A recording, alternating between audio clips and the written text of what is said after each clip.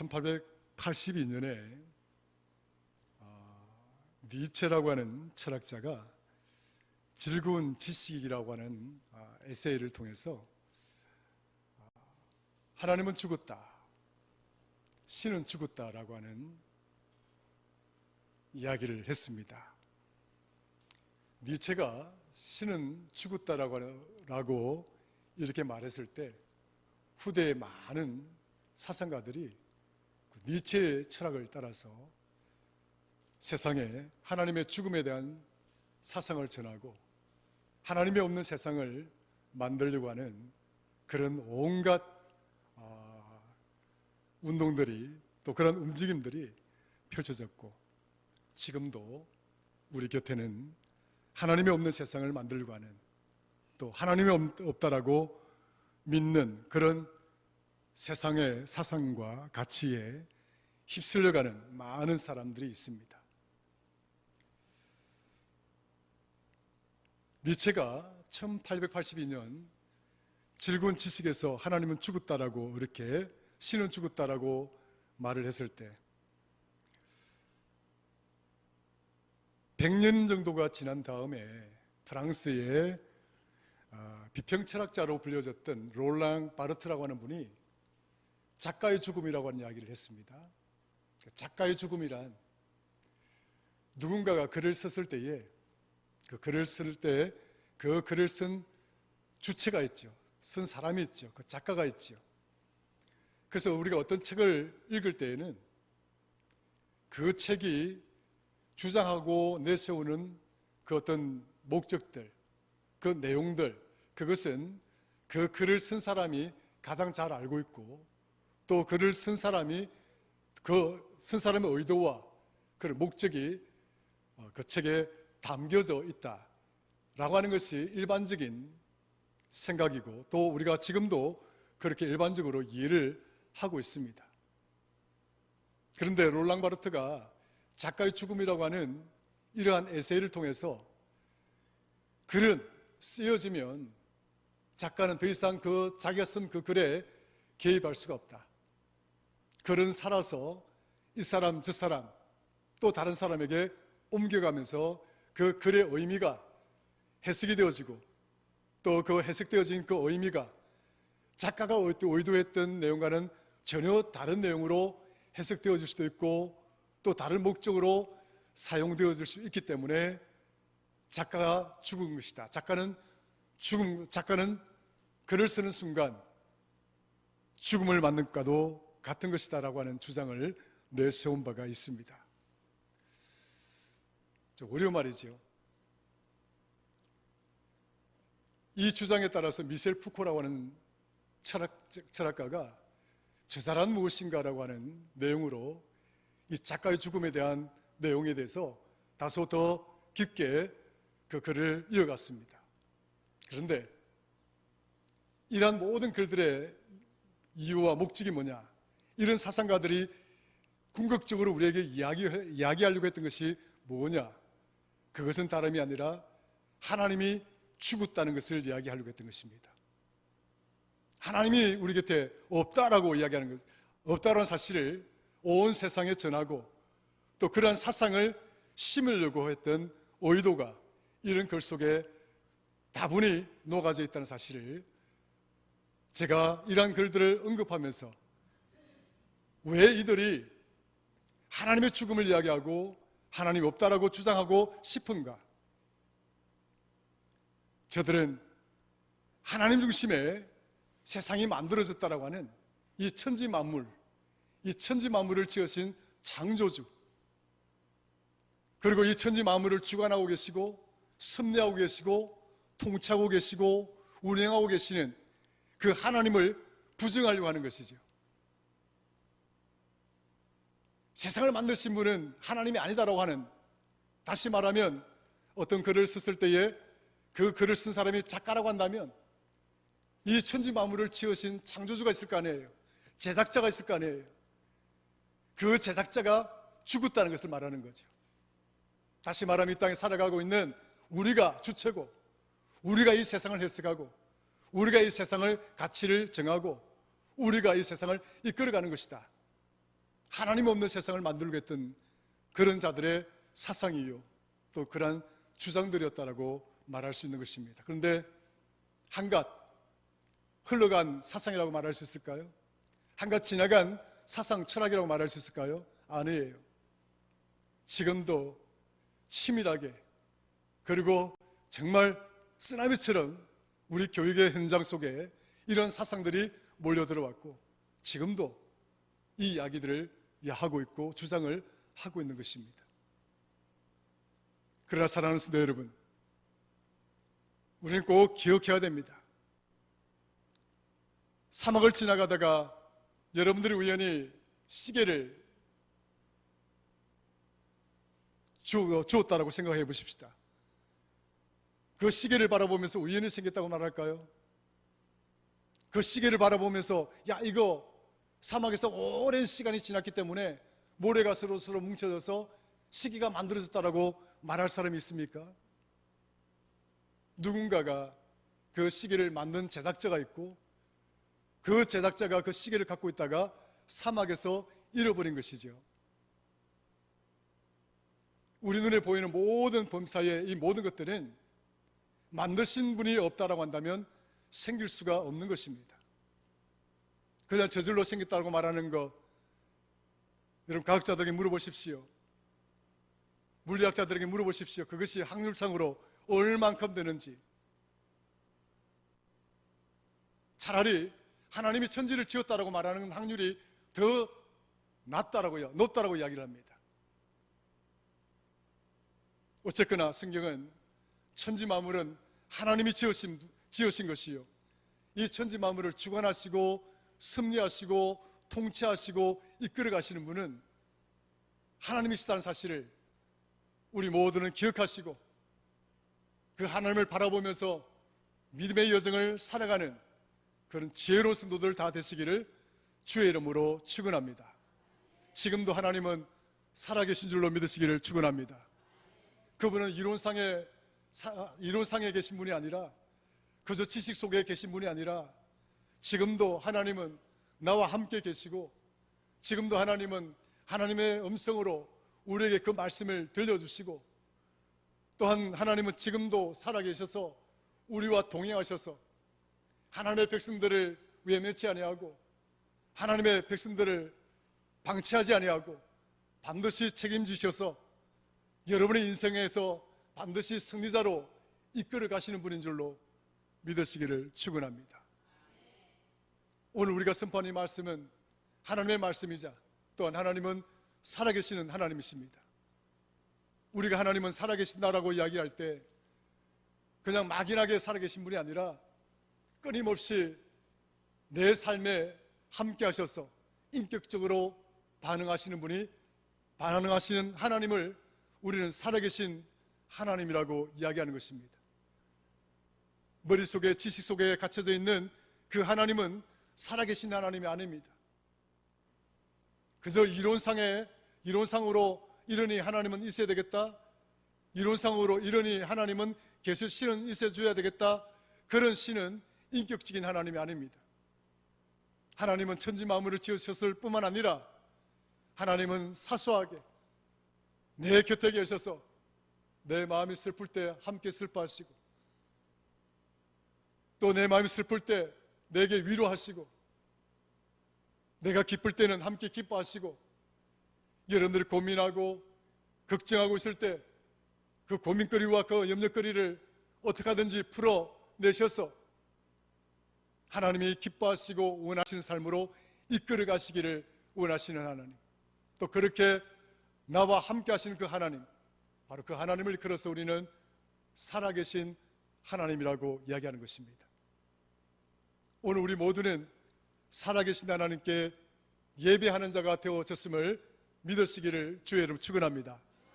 살아서 나와 함께 하신 하나님, 그 하나님께 우리 박수로 영광을 돌리도록 하죠. 할렐루야. 그렇습니다. 하나님은 살아계십니다. 히브리서 4장 12절에 하나님의 말씀은 살아있다.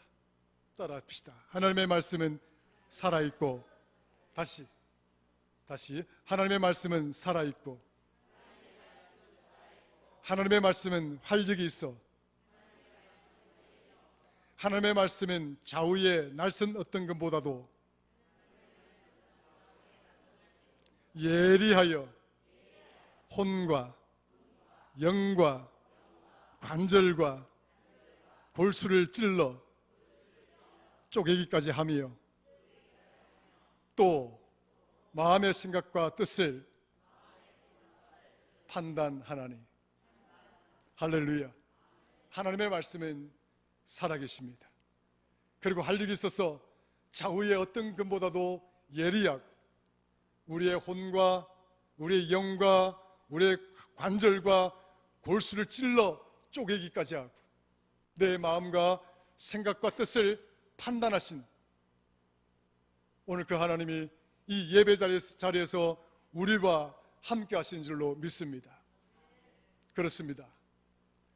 성경은 끊임없이 이 하나님의 말씀은 살아있음을 이야기하고 있고 선포하고 있습니다. 그래서 하나님은 끊임없이 우리에게 이 살아있는 하나님의 말씀을 들으라고 이야기를 합니다. 신명기 6장 4절에 보면 한번 볼까요? 찾아볼까요? 신명기 6장 4절 4절에서 우리 9절까지 한번 읽어보겠습니다.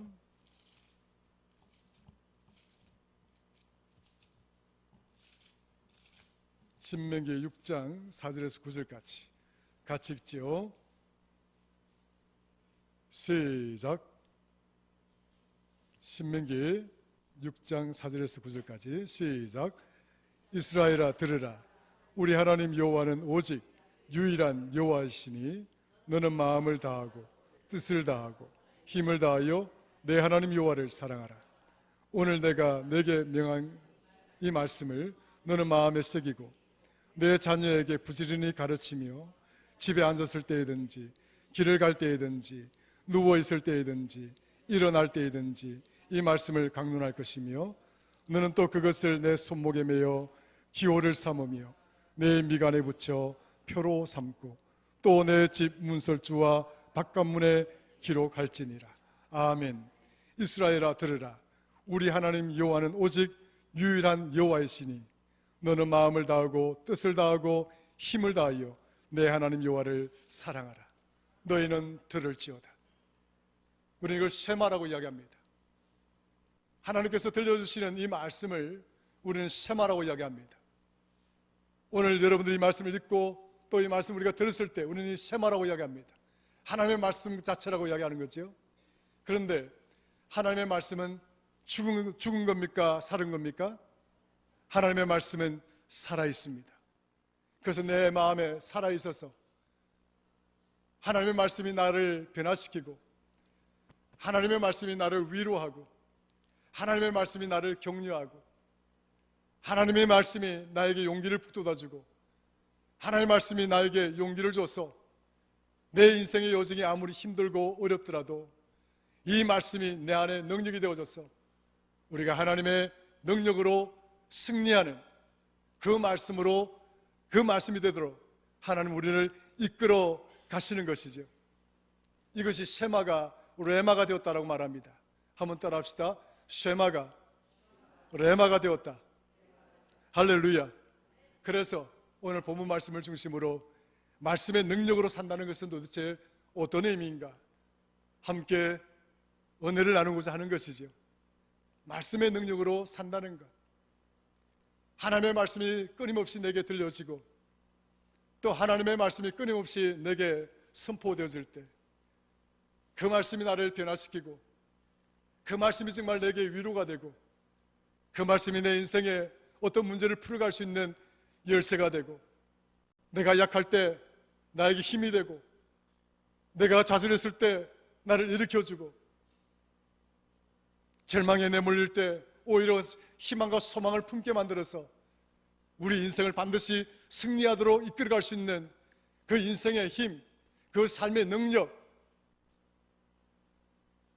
하나님의 말씀이 그런 능력이 되어져야 되고 또 하나님의 말씀이 또 그렇게 우리에게 힘을 줄 수 있는 그런 말씀이 되어져야 되지 않겠습니까?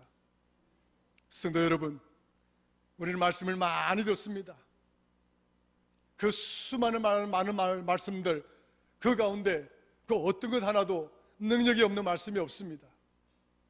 그런데 그 능력 많은 수많은 말씀들을 우리가 듣고 접하고 살아가면서도 우리는 그 능력 있는 말씀 앞에서 정말 무능하고 정말 너무 연약하고 너무 나약한 그런 믿음의 삶들을 살아가는 우리 자신들을 돌아보게 되면 정말 안타까움을 금하지 못할 때가 너무 많이 있는 것이죠. 아모스 8장 11절에 보면 하나님의 말씀을 듣지 못하여 기갈이다, 이런 이야기를 했습니다. 아모스 선지자가 활동하던 그 시기에는 이 많은 백성들이 하나님의 말씀을 듣지 못해서 영적인 기갈을 당하고 삶의 기갈을 당하고 나라가 기갈을 당하는 그런 어려움에 처했다라고 이야기를 합니다. 하나님의 말씀을 듣지 못하여 기갈이다. 어떻습니까? 저와 여러분들이 정말 하나님의 말씀을 듣지 못하여 기갈입니까? 하나님의 말씀을 듣지 못해서 내가 기갈을 당하고, 하나님의 말씀을 듣지 못해서 우리 가정이 기갈을 당하고, 하나님의 말씀을 듣지 못해서 우리 자녀가 기갈을 당하고, 하나님의 말씀을 듣지 못해서 교회가 기갈을 당하고 어려움을 당하는 그런 처지에 내몰렸다고 생각 들으십니까? 오늘 우리 시대는 하고자 하면 또 하려고 하지 않아도 온갖 곳곳에 하나님의 말씀이 산재해 있고 버튼 하나만 누르면 곳곳에서 하나님의 말씀이 선포되어지는 그런 세상에 살아가고 있습니다. 아모스가 말했던 하나님의 말씀의 기갈이 아니라 하나님의 말씀의 풍요로운 그런 세상에 살아가고 있음에도 불구하고 왜 우리는 무능하고 왜 우리는 나약하고 왜 우리는 연약한 자의 모습으로 살아가고 있는가? 다름이 아니라 살아계신 하나님의 그 말씀, 선포되어진 그 살아계신 하나님의 생명 능력의 말씀이 내 안에서 레마가 되지 못하기 때문에 그런 것입니다. 말씀을 많이 듣는다고 능력자가 되는 것이 아닙니다. 한 말씀을 듣더라도 그 말씀을 지켜 행하는 자가 될 때 우리는 말씀의 능력자가 되어지는 것입니다. 능력 있는 성도가 되어지는 것입니다. 사랑하는 성도 여러분, 예언이나 방언이나 사람을 고치는 신유의 능력이나 이런 것들에 여러분들 이런 것들을 바라보면서 그것이 능력이다 말하지 마십시오. 진정한 하나님의 말씀의 능력이란 그 말씀으로 내 삶을 둘러싸고 있는 또 내 삶 속에 내재되어져 있는 온갖 세상 문제들을 풀어내고 극복하고 이겨내는 그 능력이야말로 최고의 능력인 줄로 믿으시기를 축원합니다. 그러므로 말씀을 많이 알아서 물론 좋게 하겠지만 그러나 한 말씀을 듣더라도 그 말씀이 내 삶 속에 뿌리를 내리고 또 그 말씀이 자라서 그 말씀이 내 삶 속에 열매를 맺도록 하는 그런 믿음의 삶이 진정한 능력 있는 삶이라고 말씀을 드릴 수가 있는 것입니다. 사랑하는 성도 여러분, 하나님의 말씀이 정말 저와 여러분들에게 능력이 되시기를 주의 이름으로 축원합니다. 인간이 정말 영적인 존재라고 하는 사실을 믿는다라고 한다면 또 우리에게 영혼이 있다라고 믿기를 원한다면 하나님을 이야기하지 않고서는 믿을 수가 없습니다. 하나님을 이야기하지 않고서는 그 영혼을 말할 수가 없습니다. 그 영을 말할 수가 없습니다. 왜냐하면 우리 인간은 하나님의 형상으로 지어졌기 때문에 그렇습니다. 하나님의 형상으로 지어졌고 그 형상이 곧 하나님의 영이기 때문에 그렇습니다. 오늘 저와 여러분들은 하나님의 형상을 다 품고 계신 분들이고 하나님의 영을 품고 살아가는 영적인 존재임을 믿으시기를 축원합니다. 내가 영적인 존재다라고 하는 사실을 믿고 또 내가 영적인 존재라는 사실을 품고 살아가기를 원한다면 결코 하나님 없이는 살아갈 수가 없습니다.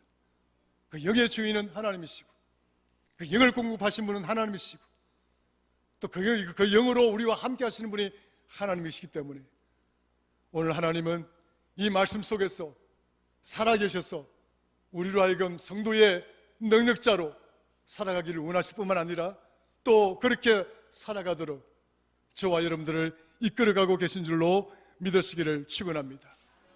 하나님이 없다라고 부정한다고 해서 하나님 없겠습니까? 내 아버지를 부정한다고 아버지가 없겠습니까? 스승의 날때에도 말씀을 드렸죠. 아버지 없는 아버지가 되지 말자고, 스승이 없는 스승이 되지 말자고. 우리는 그냥 하늘에서 뚝 떨어진 존재가 아닙니다. 내 아버지가 있기 때문에 내가 있는 것이고, 내가 있기 때문에 우리의 자녀들이 있는 것 아니겠습니까? 나의 스승이 있기에 내가 스승이 될 수가 있고, 내가 스승이 될 수 있기에 우리의 아이들 또한 스승이 될 수 있는 것 아니겠습니까? 그러다 보면 정말 이 천지 만물의 주인이시고 우리 천지 만물의 스승은 오직 하나님이시다는 사실을 우리는 반드시 기억해야 되는 것이죠. 그 하나님은 오늘 말씀을 우리에게 주시며 우리로 하여금 이 말씀을 품고 능력 있게 살아가기를 원하시고 있다 하는 사실인 것이지요. 오늘 본문은 솔로몬이라고 하는 분이 이 잠언서를 기록했습니다. 이 잠언서를 기록한 저자가 솔로몬이죠. 작가가 솔로몬입니다. 물론 하나님 영어로 주신 것이지만, 그런데 그의 아버지가 누굽니까? 다윗입니다. 그런데 사실 이 본문을 쭉 보면 이 본문은 그의 아버지가 품었던 믿음의 가치였고, 그의 아버지가 이 믿음의 가치를 가지고 승리했던 믿음의 내용이었다는 사실을 우리는 명확하게 알 수가 있는 것입니다. 한번 말씀드리다가 다시 한번 볼까요? 잠언서 6장. 내 아들아, 내 아비의 명령을 지키며 내 어미의 법을 떠나지 말고 그것을 항상 내 마음에 새기며 내 목에 매라. 그것이 내가 다닐 때에 너를 인도하며 네가 잘 때에 너를 보호하며 네가 깰 때에 너와 더불어 말하리라. 대저 명령은 등불이요 법은 빛이요 훈계의 책망은 곧 생명의 길이라. 이 표현, 이러한 신앙적 가치는 그의 아버지 다윗이 품었던 그런 말씀이고 그런 가치였다는 사실을 우리는 꼭 기억해야 됩니다. 사랑하는 성도 여러분, 얼마나 귀한 말씀인지 모릅니다. 시편 읽어보면 다윗은 시편 119편 103절에 주의 말씀의 맛이 내게 어떻게 그리 단지요, 어찌 그리 단지요. 하나님의 말씀이 내 입에 꿀보다 더 답니다. 그리고 105절에 그는 이렇게 말합니다. 하나님의 말씀은 내 발의 등이요 내 길의 빛이 되십니다. 여러분, 아버지가 이런 세상을 가지고 아버지가 이런 믿음을 가졌기에 그의 아들 솔로몬이 아버지와 똑같은 믿음을 가지고 지금 이 잠언서를 기록하고 있는 것입니다. 하나님의 말씀은 내 발의 등이요 하나님의 말씀은 내 길의 빛이 되십니다. 하나님의 말씀은 내 삶의 생명이 되십니다. 그러면서 다윗은 시편 119편 106절에 주의 의로운 규례들을 지키기로 맹세하고 굳게 정하였나이다. 주의 의로운 규례들을 지키기로 맹세하고 굳게 정하였습니다. 그의 아버지가 이러한 믿음의 원칙을 가지고 믿음으로 승리하였기에, 믿음의 능력자로 승리하였기에 솔로몬 또한 이러한 믿음의 가치와 이런 믿음의 내용을 가지고 살 뿐만 아니라 그는 지금 이 본문을 우리에게 이렇게 제시하고 있는 것이죠. 따라하십시다. 하나님의 말씀은 능력의 말씀이다. 할렐루야. 믿으십니까? 믿으십니까? 할렐루야. 레마로 삼고 살아가는 이 믿음의 삶이 얼마나 중요한지 모릅니다. 누가복음 5장에 보면요, 예수님이 제자를 부르는 장면들이 나옵니다. 근데 마태복음이나 마가복음에는 언급되지 않았지만 이 부르심에 보시게 되면 시몬 베드로가 예수님이 시몬 베드로를 제자로 만드실 때 누가는 마가가 빠뜨리고 마태가 빠뜨렸던 내용들을 거기에 기술하고 있습니다. 어떤 기술을 하고 있느냐면 이 시몬 베드로가 예수님을 만날 때에는 밤새도록 이렇게 고기를 잡았던 그런 상황이 펼쳐지고 있습니다. 그런데 그렇게 애를 쓰고 그렇게 수고하고 그렇게 노력을 해도 이 시몬이 고기를 한 마리 잡지를 못합니다. 그런데 우리 주님이 이 시몬을 만나서 이야기합니다. 시몬아, 배 우편에 그물을 던져라. 그랬더니 이 시몬 베드로가 하는 말이 그렇습니다. 우리가 밤새도록 고기를 잡았으나 한 마리도 못 잡았으나 내가 말씀에 의지하여 그물을 던지겠습니다 하고 하는 말이 나옵니다. 그런데 그 말씀을 던졌더니 고기가 가득 잡혔습니다. 무엇에 의지했어요? 말씀에 의지했어요. 내가 그물을 던지겠습니다. 따라합시다. 말씀에 의지해서 내가 그물을 던지겠습니다. 할렐루야. 능력자가 되는 길은 이렇게 말씀에 의지해서 그물을 던지는 것입니다. 우리 모든 성도들이 정말 말씀에 의지해서 그물을 던지는 자들이 되어서 말씀의 능력자가 다 될 수 있기를 주의 이름으로 축원합니다.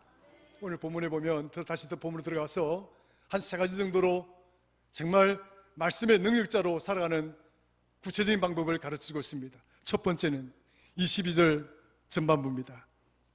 한번 볼까요? 6장 22절 전반부. 그것이 내가 다닐 때에 너를 인도하며, 따라합시다. 그것이 다닐 때에 너를 인도한다.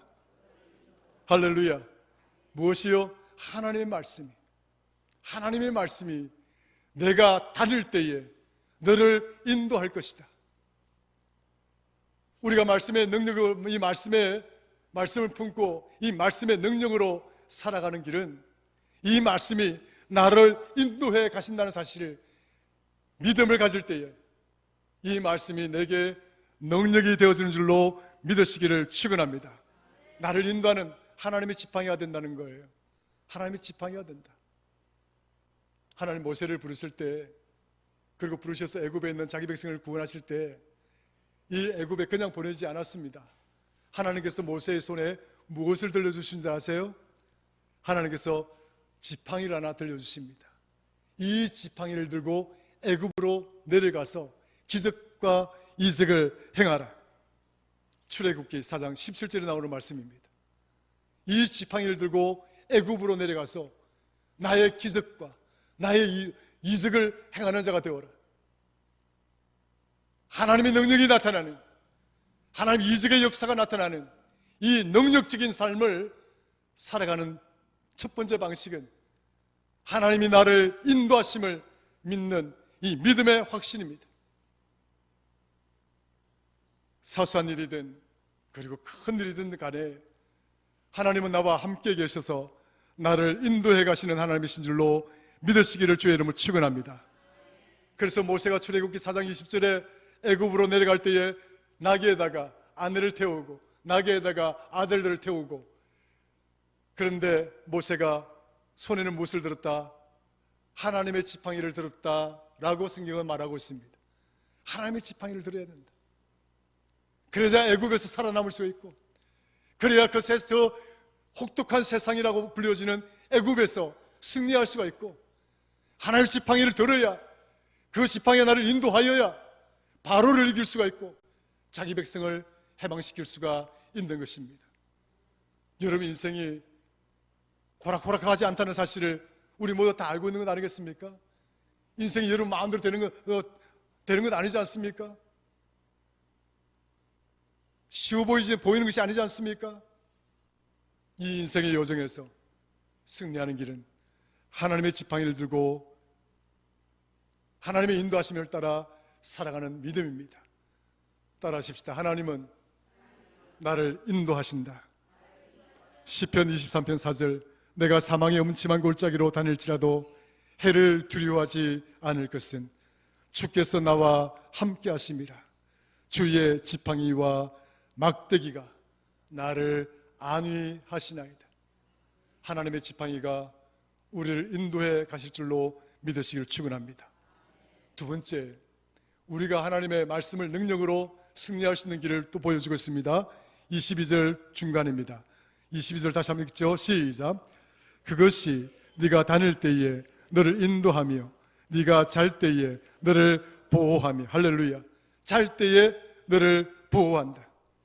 시편 127편 1절 2절에 보면 이런 말씀이 나옵니다.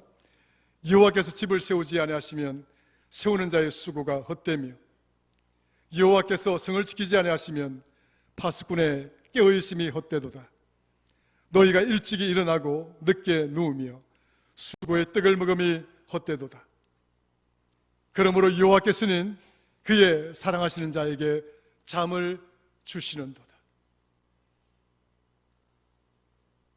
우리가 밤을 맞이한다고 하는 것은 안위가 필요합니다. 밤이라고 하는 이 깜깜한 이 세상이 펼쳐진다고 하는 것은 어떤 상황, 어떤 처지, 어떤 일들이 펼쳐질지 모르는 그런 막연한, 그런 불안한 자리에 들어서는 것과도 같은 것입니다. 밤을 맞이한다고 하는 것, 여기에 안위를 얻고 평안을 가지고 정말 평안히 잠을 잘 수 있다고 하는 것은 정말 하나님의 지키시는 은혜, 그 평안의 은혜가 없다고 한다면 잠을 청할 수가 없습니다. 그래서 잠을 우리는 복이라고 말하지 않습니까? 잠을 잘 잔다는 것은 정말 큰 복 아니겠습니까? 여러분들 다 잘 주무십니까? 혹시 잠을 잘 못 주무시는 분은 없으십니까?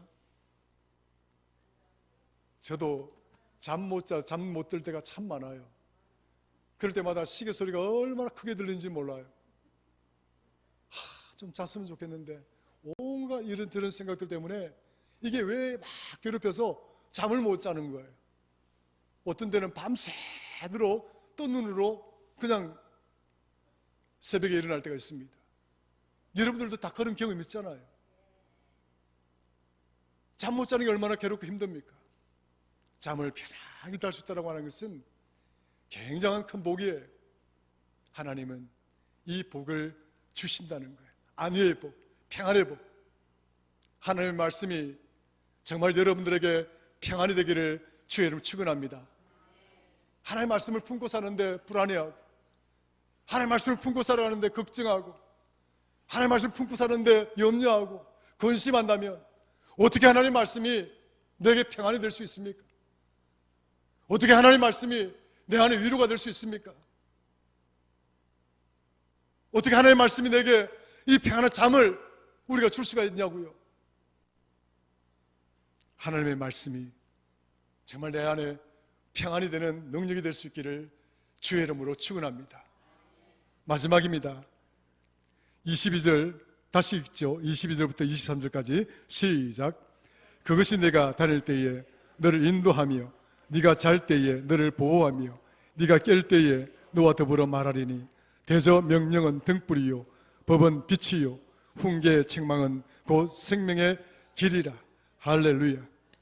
하나님의 말씀은 등불이요 빛이요 생명의 길이다. 여러분 정말 여러분들에게 그렇습니까? 아까도 제가 잠깐 언급을 했지만 다윗은 시편 119편 103절에 하나님의 말씀이 내게 어찌 그리 단지요? 여러분 하나님의 말씀이 정말 답니까? 달아야 맛있어야 다음에 또 먹고 싶은 거예요. 세상에 막 재미난 이야기, 세상에 뭐 그런 웃기는 이야기, 거기에 매몰되어지면 하나님의 말씀은 맛이 없어요. 재미없어요. 뭐가 재밌겠습니까? 뭐 성경 말씀 무슨 코미디가 나오고 성경에 무슨 유머가 나옵니까? 성경 말씀 읽다가 여러분들 막 웃는 경우 있습니까? 그런데 이게 왜 맛있나요? 이게 왜 다나요? 근데 다윗은 이 말씀을 읽을 때마다 꿀처럼 달다는 거예요. 꿀처럼 달다. 근데 저는 이 하나님의 말씀이 꿀처럼 달다는 경험들을 수없이 지금도 가지면서 살아가고 있습니다. 여러분들에게도 이 하나님의 말씀이 꿀처럼 달기를 주의 이름으로 축원합니다. 달면 하나님의 말씀을 먹습니다. 달면 하나님의 말씀을 받습니다. 달면 그 하나님의 말씀을 품고 살아갑니다. 하나님의 말씀이 정말 달면 여러분 능력자가 되어지는 줄로 믿습니다.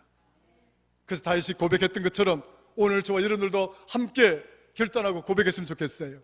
주의 의로운 규례들을 지키기로 맹세하고 굳게 정했습니다. 이 다윗의 고백이에요. 솔로몬은 그의 아버지의 이 믿음의 가치들을 지금 이야기를 하면서 다시 한번 우리에게 이 귀한 말씀을 들려주고 있는 것입니다. 하나님은 우리를 인도하시는 하나님이시고, 또한 하나님은 내가 깰 때에 하나님 나의 등불이 되어주시고 나에게 빛이 되어주시는 하나님이시고, 하나님은 내가 정말 다닐 때에 내 발에 등불이요 빛이요 생명이 되셔서 정말 우리로 하여금 말씀의 능력으로 승리자가 될 수 있음을 오늘 가르쳐주고 있습니다. 하나님의 말씀이 그저 들려지는 말씀이 아니라 저와 여러분 이 안에서 능력이 되기를 주의 이름으로 축원합니다. 하나님 아버지 고맙고 감사합니다. 말씀의 능력이 우리 안에 충만케 하여 주옵소서. 예수님의 이름으로 기도드리옵나이다. 아멘.